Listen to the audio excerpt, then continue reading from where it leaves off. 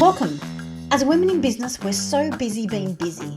We're juggling life and business, and we're in the hustle. And that's when we lose sight of who we really are. This podcast is here to inspire and empower you to unleash you, the one that's been hiding behind all the roles that you play.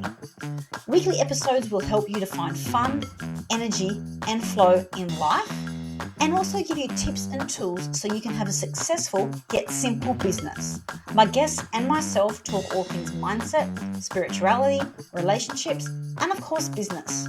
Live the life that you've been dreaming of. Now, let's get to the good part. Welcome to today's episode of the Sharon podcast. Now, this episode, I am 48 and I have been for the last 5 days. And I'm only just getting this whole loving yourself thing. So today's episode is called Embracing Self-Love, 6 Tips to Loving Yourself in Midlife. Now, midlife, I did hear someone on a podcast this week define that as between 35 and 45. I tend to disagree. I think midlife is more 40 to 50 because, 40 is the new 30 and 50 is the new 40. So for me, defining midlife is probably more that sort of 40 to 50 or 45 to 55 age group. So if that's you, then listen up. And you know what? If this isn't you, if you're still in your 30s, listen up, because you don't want to get to midlife and go, oh shit, this is what it's all about. If I had have known this 5-10 years ago, I could have changed how I approached midlife and how I felt at midlife. And you know what? If you're past this age group, whether it be 50, 55, then this podcast is also for you, because it's never too late to change. It's never too late to embrace loving yourself. So yes, today is all around embracing midlife and loving yourself. So we all are so busy running around, and I can't believe it took me to pretty much 48 to find out that I'm still struggling to find that balance.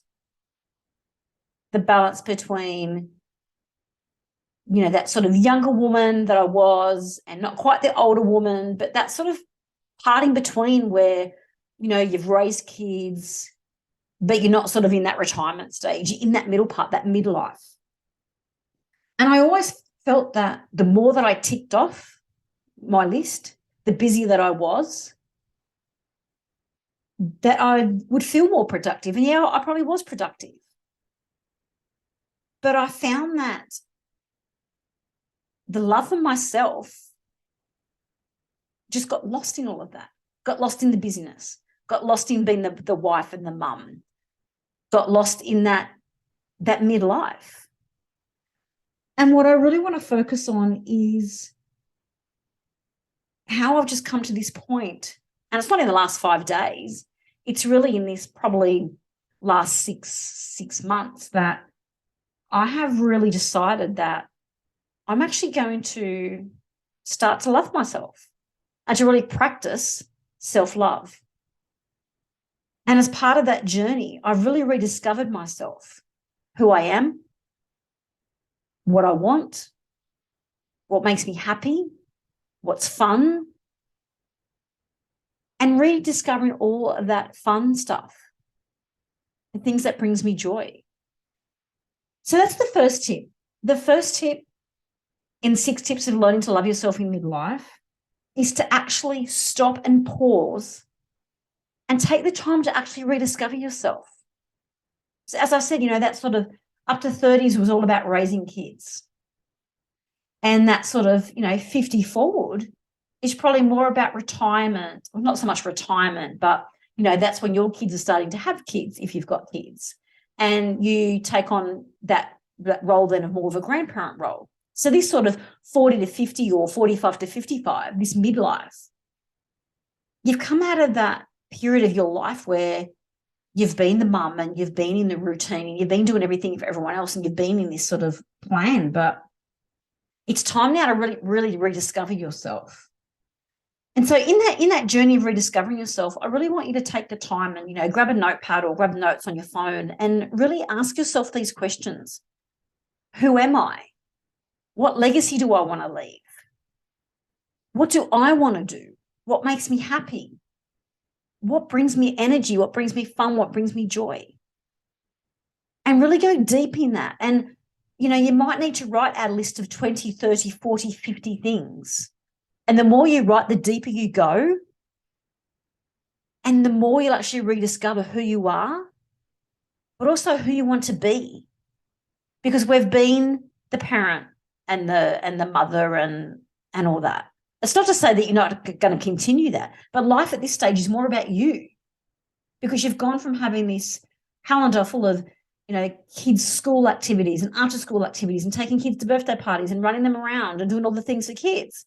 And you get to this point like me, and my kids have all got their licenses. They've all got their own cars. They've all got jobs.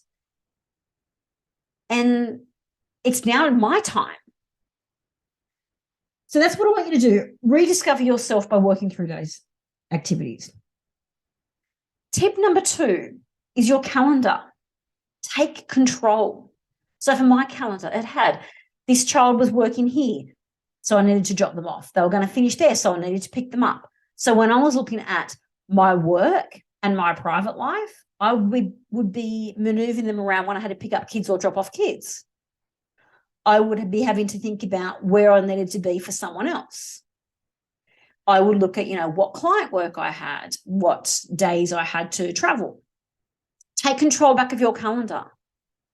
So when you start a new week, so on a Sunday, if you're looking at the next week, in that calendar, firstly write down when you're going to exercise, when you're going to do yoga, when you're going to get your hair done, when you're going to have a massage, when you're just going to take a bath with candles and a wine and a podcast or a book and sit in there.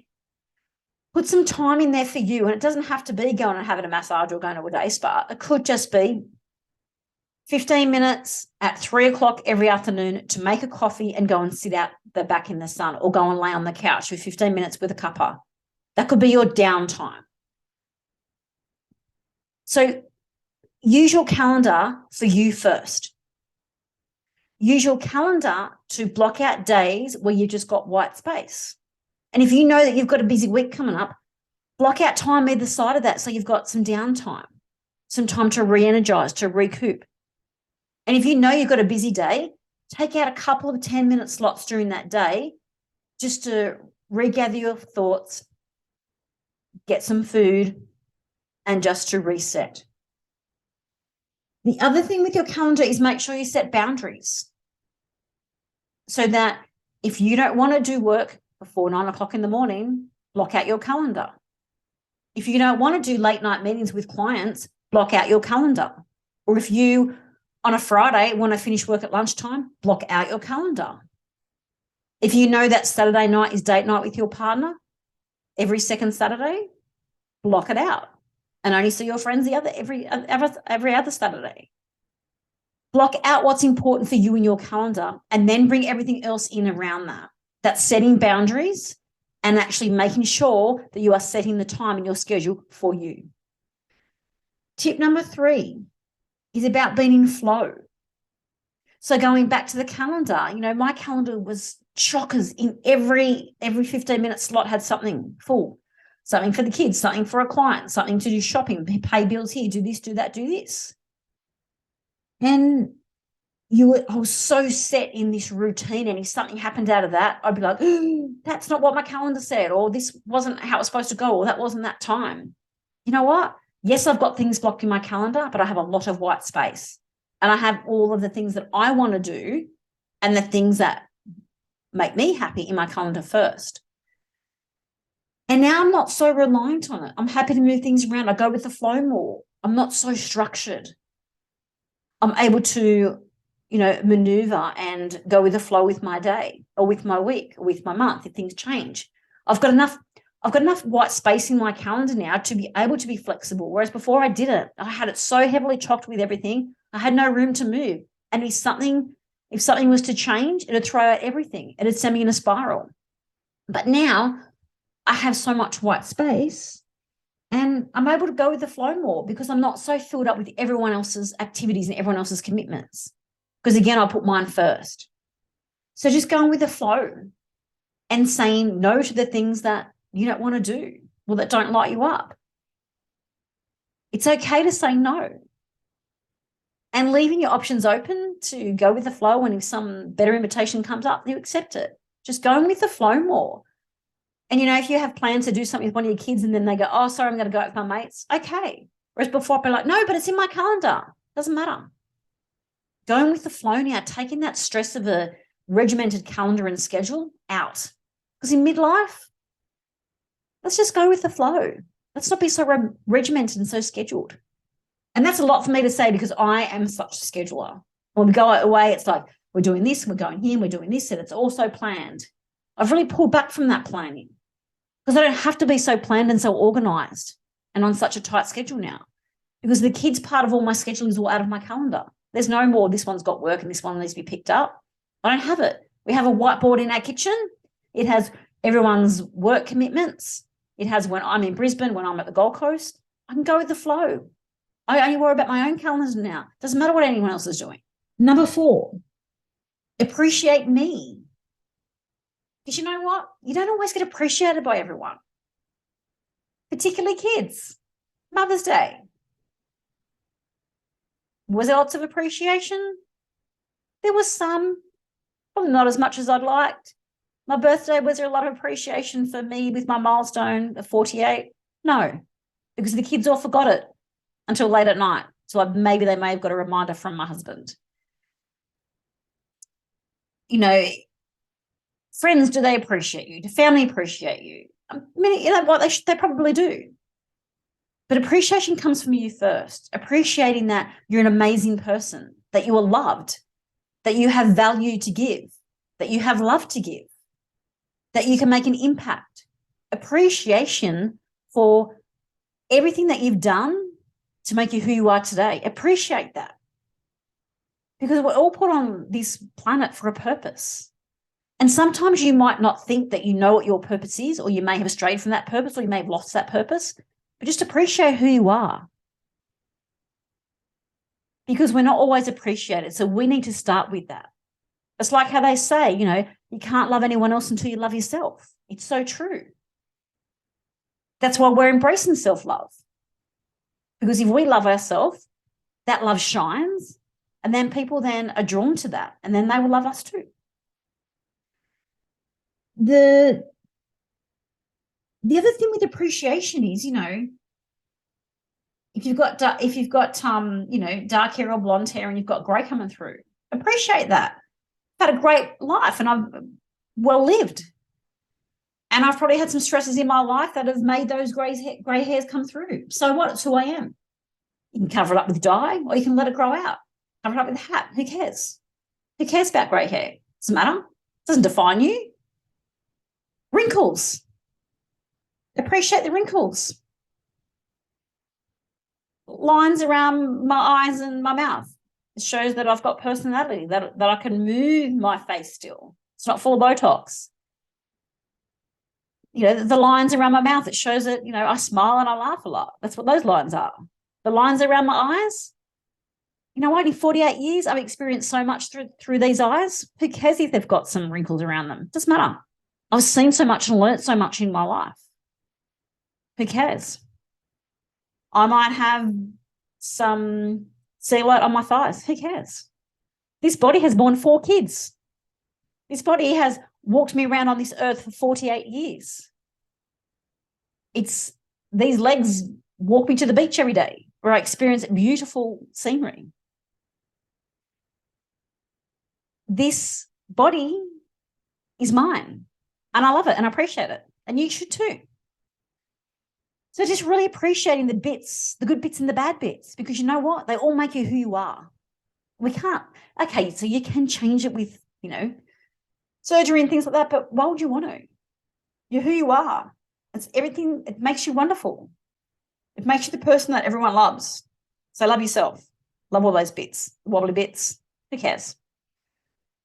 Number 5. Negative self-talk. Let's reframe it. So, I might sit there and go, oh, I really should be ringing that friend. I've had a friend in New Zealand that I've been supposed to ring for a couple of weeks, and things have just been so crazy with moving house 3 times in 3 months and been away and, trying to get tenants in houses and, all sorts of things that I just haven't done it. And I beat myself up going, I'm not a great friend. I should be ringing her. And, at some point over the next couple of days, I will, but I shouldn't beat myself up about it because I have got so much going on and I do think of her.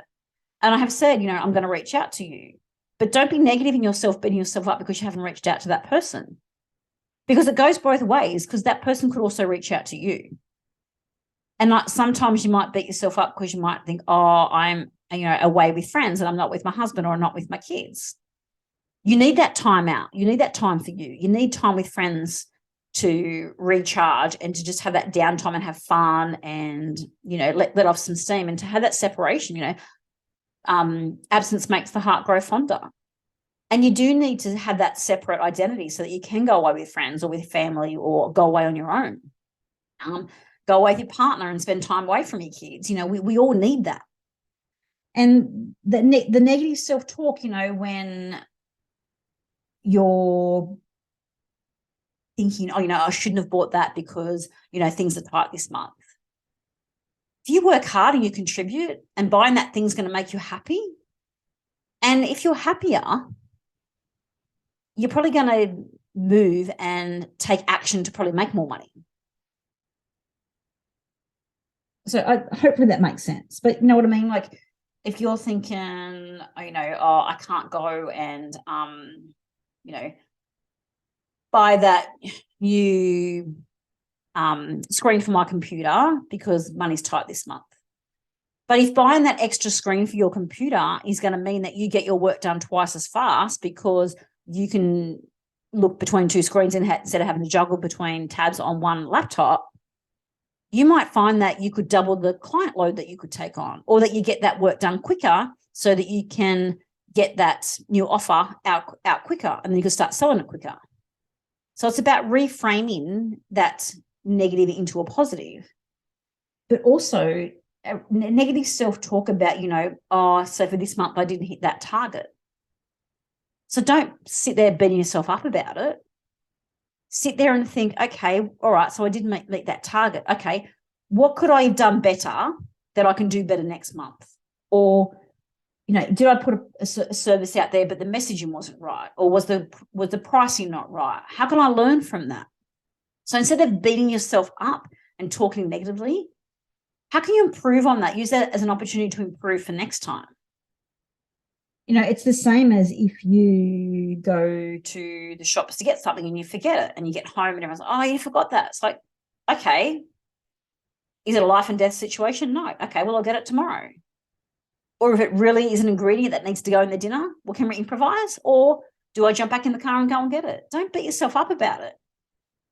We don't want negative self-talk. We want positive. And the same goes, if you've got people in your network that whenever you're around them or you're on the phone to them or they're texting and they're always negative about everything, try and flip it around. Like if I'm talking to someone and they're negative, I go, yeah, but what about this? But what about that? And just reframing their conversation so that it gets them more in a positive mindset, because that wears you down as well. So it's not just you negative self-talk, but it's also the people around you that are being negative about helping them to reframe those conversations as well. Now, number 6, be your own cheerleader. Yes, other people will cheer you on, but you know what? No one can cheer as loud as you can for yourself. So, yes, you achieved that. Yes, you achieved that. Yes, you are great at that. Yes, you are good at that. Wow, you did a great job there. Yes, you're an amazing person. Wow, you did that. Be your own cheerleader. Because you know what? You're amazing. You're loved. You have so much to offer. And when you get people that say, oh, wow, that was great job. Oh, you did so good. Or you have clients that say, oh, wow, that was amazing. They leave you great reviews. But there's nothing wrong with you giving yourself a pat on the back, or as Mel Robbins does, high five in the mirror. Be your own cheerleader, because you know what? We're our harshest critics. As I said, negative self-talk. We're so harsh on ourselves. And if you sort of think, oh, I haven't done this, or I haven't done that, or I should have done this, it's not going to get you anywhere. If you want to really embrace self-love, then you need to be your biggest cheerleader. You need to love yourself. And in midlife, this is the point where no one's cheering us on. We've cheered our kids on all this time through their life. We've cheered our partners on, our family on, our friends on. But we get to this point in midlife, and you know what? To get over this next stage, to really rediscover who we are, to break all those habits that we've had for the last 40 years, to really love ourselves, to embrace this midlife, we need to be our own cheerleaders. So yes, we're amazing, had a great life, and we've got so much to give, and we're only just getting started. So that is my 6 tips to loving yourself in midlife. Let's recap. Firstly, rediscover who you are, and really take the time to do that as well, that step. Number 2, look in your calendar. Set time for you. Set boundaries. Number 3, go with the flow. Don't be so schedule-based. Be flexible. Number 4, appreciate you, all your wobbly bits, your double chin, your grey hair. Appreciate you. Number 5, negative self-talk. Don't need it. Doesn't help. It just makes us stagnant. We don't take action. Affects our mindset. Let's be positive. Let's talk ourselves up. Come on, girls. All the guys do it. They talk themselves up. Why can't we do it? Positive self-talk. And number 6, be your biggest cheerleader, because why not? You are amazing. You are loved. And if no one else told you today, I think you are amazing. You are awesome. Actually, you're awesome is my pretty much catchphrase. Everything's awesome. I hope you found this podcast awesome. And you know what? If you know someone who's in midlife and they seem to be a bit down, they don't seem to have control, they really seem a bit lost, and they need to rediscover themselves, share this episode with them. And if you had some aha moments, let me know. I would love to know, thoughts, what actions you did. I'd love to know your rediscover yourself exercise. How'd you go? What did you come up with? How deep did you go? How many points did you get on it? That's it for today. Until next time, this is the Sharon Cliff Podcast. Before you press stop, thanks for listening to today's episode. And if you enjoyed this episode, do the 3 S's. Subscribe so you never miss an episode each Thursday. Shout out to your community so they can be inspired and empowered. And share. Share with me your aha moments and your takeaways. By doing this, it helps this podcast to inspire and impact more women globally so they can have a fulfilling life and business. I would love for you to connect with me on Instagram, The Sharon Cliff. And if you want to know more about me or how you can work with me, head to my website, sharoncliff.com.au. See you next time.